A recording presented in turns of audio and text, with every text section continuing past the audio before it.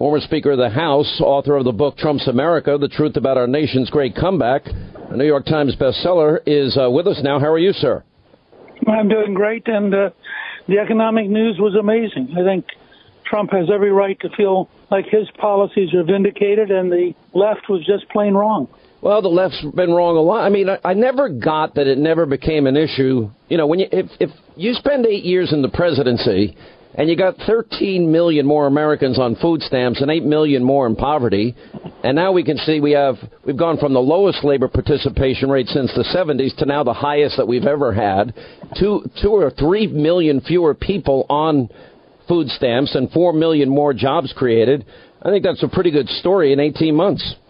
It is, and I think what's really important is that he's laid a base with his deregulation policies, his tax cut policies, his tough pro-American trade policies. He's laid a base to continue this economic growth so that it's not just a one-time thing, but in fact, we have the base now to really continue to grow as a country. And frankly, when you remember how big our economy is, 4% growth of our economy is a lot of additional money. And I think that's a very exciting part of this. Yeah. The other thing is, I mean, so we're now, 98? Right. And I think it's the most important midterms in our life. And I'm looking at, some of the polls. They'll say slight advantage for the Democrats. I'm not somebody that believes that anything is going to happen until it actually happens. There was talk of a blue wave. That seems to have been mitigated by the president's success. But never underestimate a Republican's ability to ruin an election. I think that's right. Joe Gaylord, who you know, helped design the 94 Contract with America campaign with me. He and I are writing a paper right now for the House Republicans because I believe if they try to run one district at a time, they will lose the House, and Nancy Pelosi will be Speaker, and the Democrats will try to impeach the president. On the other hand, I think if the House Republicans decide to wage a national campaign and to draw the line sharply, I mean, as the president himself said, you have a choice here between a party which wants to control our border to protect the American people and a party that believes in open borders, is willing to let MS-13 gang members in, believes in sanctuary cities, even though they increase the crime rate. Now, that's a pretty big choice. And I think if we are willing to run a big choice campaign on that, on health, on the economy, that we can win and win decisively.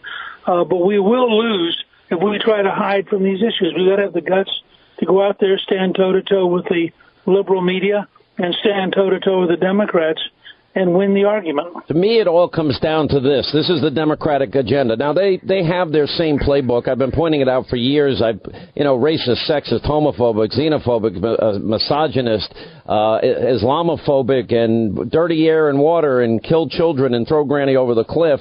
But this time it's very specific. They want to impeach the president. They've told all their members to be quiet about it, but that's what they want to do. We know that they want to take the crumbs back. They called them crumbs. If they were just crumbs, that wouldn't be a big deal for the American people to keep them, but they are actively campaigning on rescinding the tax cuts and raising taxes. They seem perfectly happy with the broken promise of keep your doctor, keep your care, and pay less. And, yeah, they want to eliminate ICE, and they want open borders. And on top of that, all these investigations into corruption they want to end. Yeah, by the way, Kellyanne Conway had a great line. She said, the Democrats want to eliminate ICE, but they can't eliminate ISIS. And that's the whole point. I mean, they live in a fantasy world. Mm-hmm. A study just came out that said that government-run health care would cost $32 trillion. It would bankrupt the American system. Their tax increase policy would take people out of work and put them back on food stamps. For some reason, the Democrats just seem to love the idea of putting people on food stamps, where we love the idea of getting people a job. And that's what's happening now. All right, but on those main points, look, if the Democrats want to run on open borders, and all these Democratic cities now are allowing even illegal immigrants to register to vote, and they want open borders, and they want Obamacare, and they want to raise taxes. This is what they're running on, and they really do want to impeach this president no matter what. I would think I don't think that's a very positive agenda. I think the reason you took power in 1994 is because you ran on a positive pro-growth agenda and made promises that you said you'd keep. Well, that's why I think if the Republicans we'll make it clear. We'll draw the line nationally. We'll say, we're for controlling the border and protecting you from MS-13 and other criminals.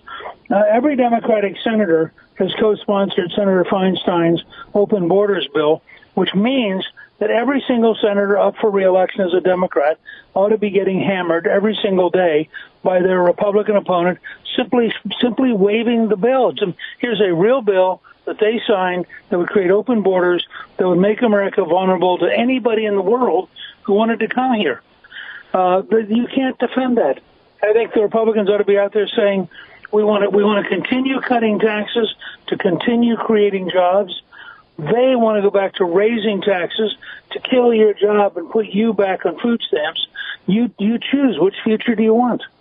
Yeah, I think it comes down to a choice. Should they Republicans nationalize the elections and put it down on paper what they're going to do? And what do you think of the idea of the president? Because I think he's right. And really simple is to say, hey, we'll shut down the government because our security means more than whatever political benefits we have. And he's talking about doing it for funding the border wall. Well, look, I think that he is putting Schumer on notice that Schumer has to decide he would rather close the government than protect the American people. And if the president will draw the line, so it's not just about the wall, but it's about an open borders Democratic Party, a pro-sanctuary Democratic Party, a Democratic Party that is willing to allow criminals to come to the U.S. versus controlling the border, then I think we have, a very big winning issue. Let me ask this. What about writing it down? I like the idea that you make promises and you keep them, and I'm kind of frustrated the Republicans made a lot of promises in years gone by and they didn't keep them, but the president seems to keep his. I think a House Republican platform this fall that had, say, 5 to 10 big items would be a good thing to do, and I think you could fashion it so that all of them would be in the 70 or 80% approval range, and they would draw a really sharp contrast. When you watch the radical extremist wing of the Democratic Party beginning to defeat the progressive wing, you begin to realize how far to the left they're going.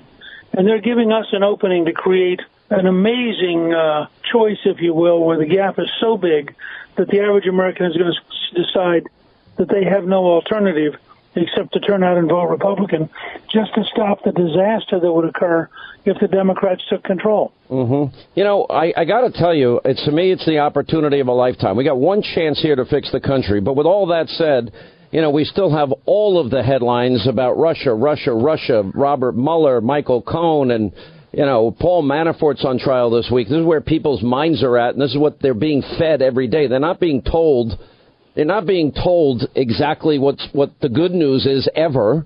You know, then Sulzberger, the New York Times, meets with the president and is offended at the idea that the president says fake news and that they're enemies of the people. What is your reaction to the coverage that the president's going to get and the fact that the media seems so abusively biased? Look, the liberal media is the opposition party. They're going to do everything they can to throw up everything they can find. They're going to hide from the big issues. They're going to hide from the good news. Where are the stories that point out you have the lowest level of black unemployment in American history? Well, all these so-called liberal papers are so bitterly anti-Trump, they're not going to print anything which is helpful to the Republicans. But we just have to design the campaign to overcome that. And I think we can do that. I think we can hammer it home. Remember that in 2016, none of these papers were for Trump. None of them thought Hillary would lose. And none of them wanted to carry our issues on our terms. So I think we have to simply be louder and more consistent and more decisive and take them head on. All right, we'll take a break. We'll come back more with Speaker of the House, Newt Gingrich. And as we continue, former Speaker of the House, Newt Gingrich's latest book is a New York Times bestseller, The Truth About Our Nation's Great Comeback. And it's happening. You know, part 2 of your book, you talk about the traps that the president would be facing. We have, it seems like, you know, we're getting to an important point as it relates to the Mueller investigation. Rudy Giuliani out there saying collusion is not a crime, which it is not. And I would argue that if 100 senators were up for re-election and they got a phone call saying, hey, I've got dirt on your opponent, I think probably every one would take the call, don't you? Oh, sure. And I think this is largely a phony issue. And I think that, again, it's an example where I hope the president would spend more of his time focusing on the good news, focusing on what's really happening in a positive way, and less of his time worrying about this junk. I haven't seen anything yet from Miller after a year and a half that justifies the amount of money he's spent or the things he's working on. And I think that the president ought to focus on doing his job and let the lawyers and the news media fight. Yeah, well, that's true. But with that said, that now consumes, almost every minute of every hour of every day of so-called news coverage. We don't have news in America anymore. It's all opinion, but they like to call themselves news. Sure, but that doesn't mean that we have to pay attention to what they're doing. We have every right to. Ronald Reagan was very good at blowing right past that stuff and staying focused on the things that he thought mattered. And I think that that's how you break through. You break through because you don't allow the elite media to distort what you're doing and to get you off. We don't want to be on the fights they want. We want to be on the fights we want. Well, that's the thing. I think the fighters really should be about keeping these men and women that are getting off the food stamp rolls, out of poverty, back in the labor market, and not only in the labor market, but also a huge ladder they can start climbing towards success. I mean, people that now have the American dream once again attainable for themselves. And while we're doing it, simultaneously keeping the world safe. Well, I think that's right. I think that we have to look at why is there such a big gap between what Trump is actually accomplishing, which if you think about it, it's really remarkable, and what all the liberals said he could accomplish. I mean, they were clearly just plain wrong. And I think that's very important as you think about where should the country go, what should our policies be in the future. We now know that we have an opportunity to continue to create jobs, to continue to increase take-home pay, and to apply the same principles to solving issues like health care and giving us better outcomes at lower costs in a way that is very good for the average American. All right, we got to leave it there. Mr. Speaker, thank you for being with us. Congrats on the book. It's up on Hannity.com, Amazon.com, bookstores everywhere.